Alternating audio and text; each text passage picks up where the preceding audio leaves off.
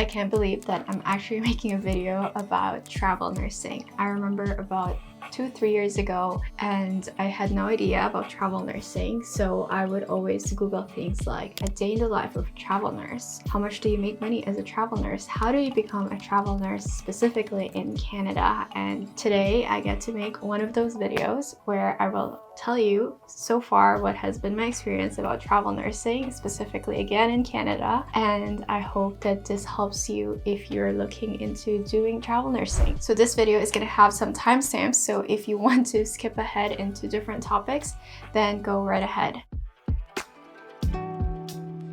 So a quick background of my story. I used to work as an ER nurse in one of the community hospitals in Toronto, and around November of 2021, I decided to quit. And I decided to become a freelance writer, but then I realized that I didn't want to become a freelance writer full-time because I just didn't like it. And one of the backup jobs that I had, if it didn't work out, was to become a travel nurse. So long story short, I picked up my very first assignment around May 2022. So that has become like the official start of my travel nursing journey. And obviously I liked it because I'm still doing it. Today I just wanted to share what has been my experience so far in terms of income and the pros and cons of travel nursing, as well as whether I think it is worth pursuing or not. And let's get right into the first thing, which is all about income or money. I know this is probably one of the main reasons that you clicked on this video, so I'm going to tell you transparently how much I made in each assignment and how long I stayed in each of them. And before that, I wanted to kind of give a disclaimer that accommodations are included in all of my assignments. And also, I didn't take into account the expenses, so everything that I'm going to mention is really just the pure gross income and not the net income, except for the first assignment, which I will tell you later on. So my first assignment was in Kingston, Ontario, which is about 3 hours from Toronto, and I stayed in a hotel which was provided for the agency. I worked my first 4 weeks and then I left, and then I went back again for another 1 week because I liked the work so much. So in total, I worked about 5 weeks there, and in that 5 weeks, I made about $11,825 net income. So at this time, I was working as an employee of an agency, so they actually took the taxes out of my paycheck, and that's how much I made in my first assignment. So for this one, my car was not paid for, and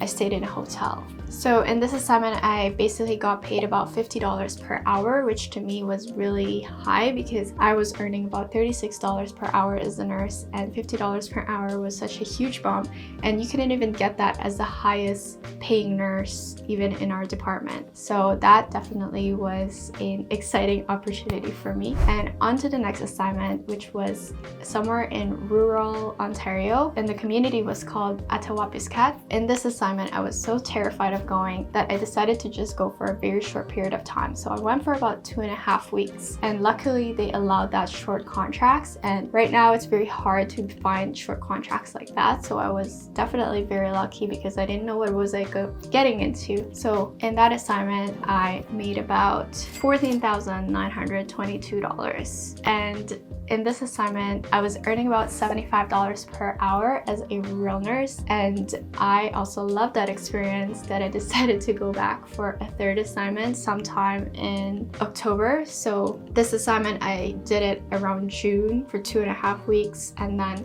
in October, I decided to go for a third assignment where I stayed for about 4 weeks. So I stayed a whole month and I increased my duration. So once again, this is a rural area and there's basically nothing here, and it's very hard to stay in these type of areas for a very long time because the food is expensive, there is nothing to do, and you just have to kind of figure out what to do in your free time. Luckily, I had YouTube and my writing kind of do whenever I'm not at work. So in this assignment, I made about $20,379. So again, I was earning $75 per hour in this assignment, and I tried to negotiate for a higher raise, but they didn't let me. And I only did this because I knew that other agencies were paying more, so I wanted to renegotiate my rate and I couldn't. But for my fourth assignment, which happened in December of 2022. I went with a friend of mine, his name is Marvin, and we decided to go on this assignment together, which was very fun for me because none of my friends were doing travel nursing, but he was one of my closer friends that actually decided to join this adventure with me.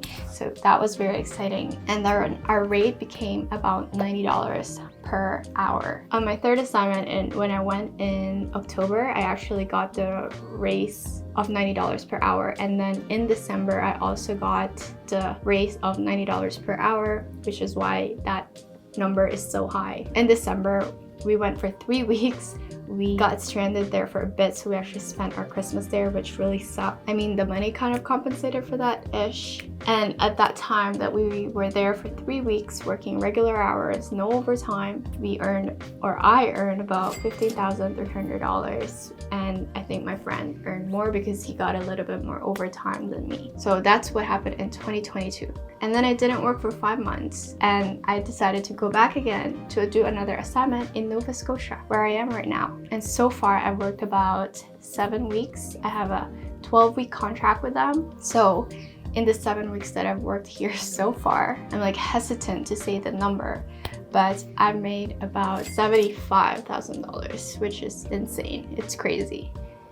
I earn about $120 per hour in this assignment, and also I'm working a lot of overtime, so that adds up really quick. So the full-time hours is about $9,400, and if you pick up 2 or 3 overtimes, that's about also $9,000. So if you are working about 10 shifts in one pay period, then you're earning about $15,000 on average per paycheck. So just do the math. 7 weeks here, lots of overtime, $120 an hour, it's a lot of money. So that is the most exciting part of travel nursing so far. And again, just as a recap, I started from $11,000 in my very first assignment, earning $50 an hour, to now $75,000. I don't know, I keep saying 77, but anyways, it's still pretty crazy, and I can't believe I'm saying these numbers, but that is the case. That is what's going on right now in the travel nursing world in Canada.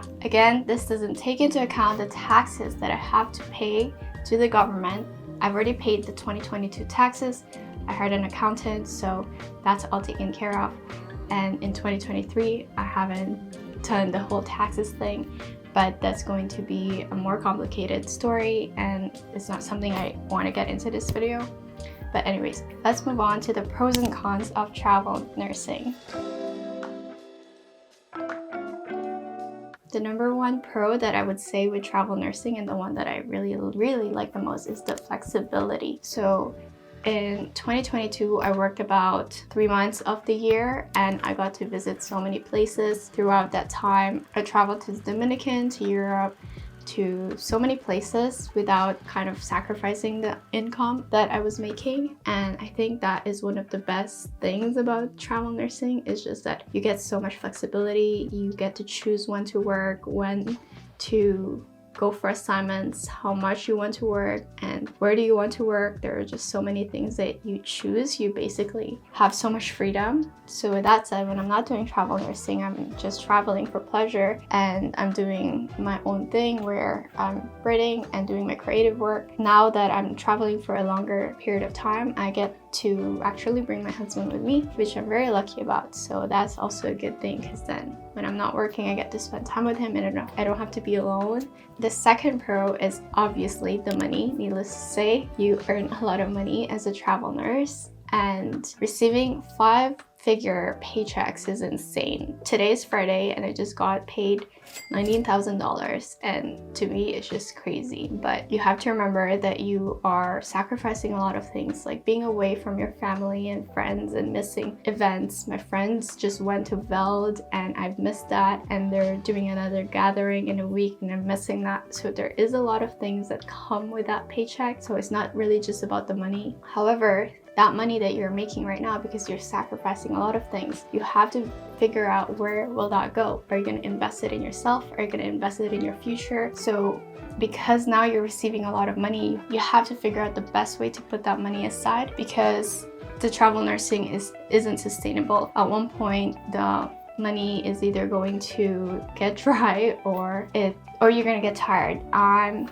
getting tired of travel nursing. I've been doing it for a year now, and I'm wondering if this is something that I can do long term. So for now, I'm enjoying the whole thing, but I know it's not gonna be like this forever, at least for me. So I'm trying my best to figure out how do I make this money work for me, whether that is for my retirement or for a future business or just for a future thing that I won't have to work as hard again. The third pro when it comes to travel nursing is that you are working less. So in total, I've worked about 5 months in all of my assignments, and I've earned a lot of money in that time frame. So essentially, I'm working less for more money, or even the same amount of money as if I were to get a full-time staff job. And this isn't about I want to work less or I want to not work, as most social media people have been kind of telling you, but this is more about like, where do you want to spend your time on? For me, I want to spend my time as less as possible in keeping myself alive or earning money so that I can focus on more important things, like spending quality time with my family and friends and traveling into places that I want and doing hobbies that I like without worrying about money. So by working less, I can do more of those stuff without sacrificing my quality of life, because at the end of the day, I live in Canada.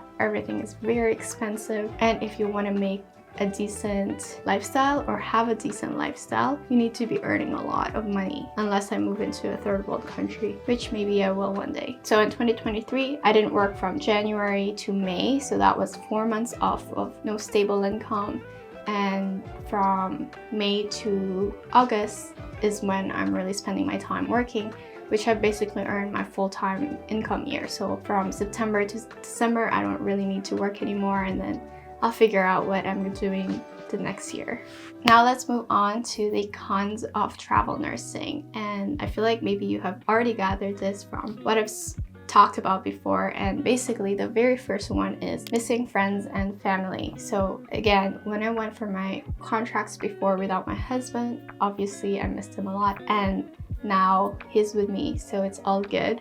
But when you go by yourself and you don't really have the opportunity to go with your husband or your partner or whatever, because you just can't, they don't work remotely, and you can get lonely or you can feel lonely, and that's something that is very hard. So you have to figure out for yourself whether you're that type of person who's very comfortable in being alone and being independent. Luckily, I am that type of person. I like being alone. I don't mind being alone. I like traveling by myself. I like being by myself, and I know some people have difficulty doing that. I have a friend, she tried travel nursing. It really wasn't for her because she got homesick a lot, and even though the money was really great for her, she just didn't think that it was worth it for her.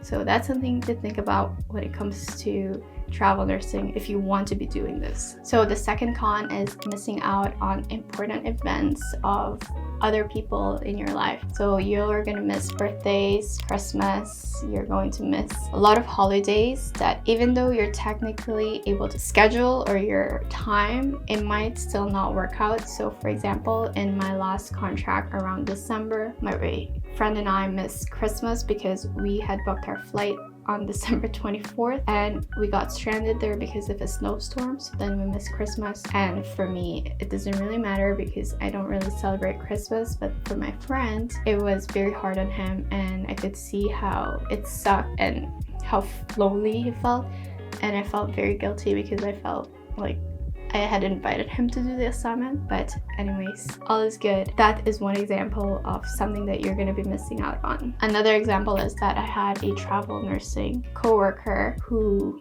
had a newborn and then she went traveling, and I could also see that it was very hard for her because she had a newborn and she had to leave to work, and that's something that I don't know if I would be able to do in the future. So that's very hard. That's something you also need to keep in mind, is that are you able to sacrifice going away from your family members for a very long time, even a short period of time. So if you're going to do travel nursing, make sure that you really put some thought into it, because you have to be okay in missing a lot of things. But again, this is a short-term thing. You have to sacrifice for something, and make sure you know what you're working towards.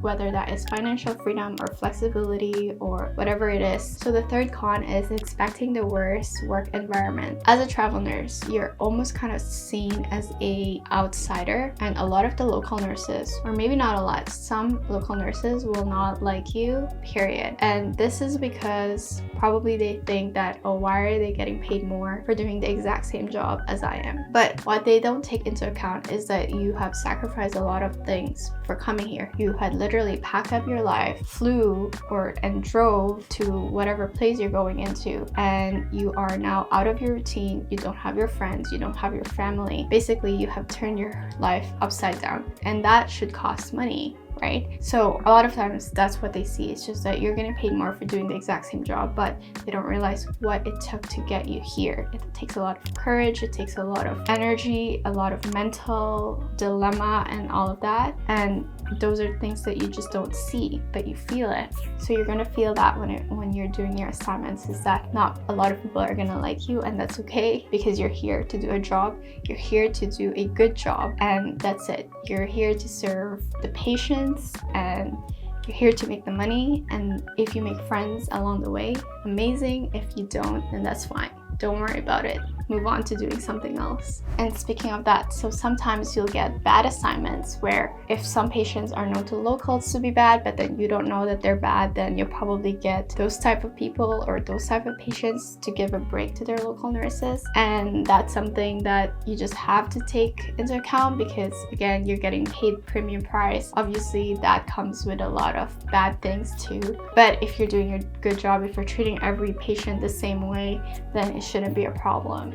You know, the fourth con of travel nursing is that I feel like it's very unsustainable. I mentioned it before. I feel that even though the money is great right now, I don't know how people could do it if they have families, if you want to be able to settle down. I'm lucky that I'm young and I don't have kids, so I'm able to kind of just turn my life around and nobody's going to get affected as much. But if you're wanting to do this long term, I don't know how you could. And that's one of the cons that I'm seeing with travel nursing. I'm going to do this thing as much as I can, for as long as I can, but I need to figure out some sort of new plan, because I can't do it forever. I know that, and I don't know if I'll be able to go back to a staff job after this, so I'll just have to figure that out. And if you have figured it out, let me know, and I would love to hear your opinion. So after all that basically introduction or my experience with travel nursing, the big question is it worth it? Personally, I love travel nursing. I thought that I was kind of done with the nursing profession, but after travel nursing, I actually